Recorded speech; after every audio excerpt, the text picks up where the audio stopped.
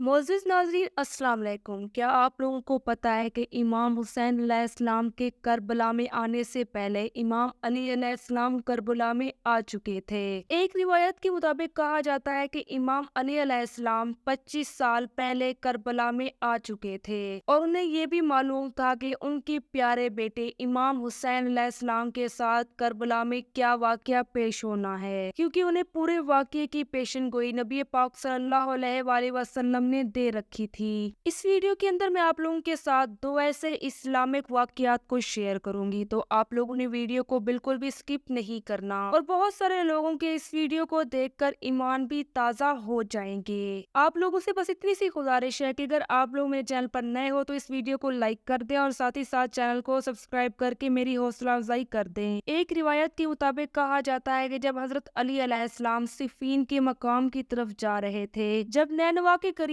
एक छोटे से मकाम पर पहुंचे तो उन्होंने पूछा कि इस मकाम को क्या कहते हैं। जब बताने वालों ने बताया कि इस जगह को करबला कहते हैं, तो ये सुनकर इमाम अली अलैहिस्सलाम की आंखों से पानी आ गया। हजरत अली अलैहिस्सलाम इतना रोए कि जमीन उनके आंसू से तर हो गई। फिर किसी ने हजरत अली अलैहिस्सलाम से पूछा कि आखिर क्या वजह बनी है कि आप इस कदर रो रहे हैं। तो इस पर हजरत अली अलैहिस्सलाम ने उन्हें बताया कि एक दफा मैं नबी पाक सल्लल्लाहु अलैहि वसल्लम की खिदमत में हाजिर हुआ। मैंने देखा कि नबी पाक सल्लल्लाहु अलैहि वसल्लम ज़ारो कतार रो रहे हैं। जब मैंने उनसे पूछा कि आपके रोने की वजह क्या है, क्या आपको किसी ने कोई तकलीफ दी है, तो इस पर नबी पाक सल्लल्लाहु अलैहि वसल्लम ने फरमाया, अबे जिब्रील अलैहिस्सलाम आए थे और वो अल्लाह का पैगाम मुझे दे रहे थे।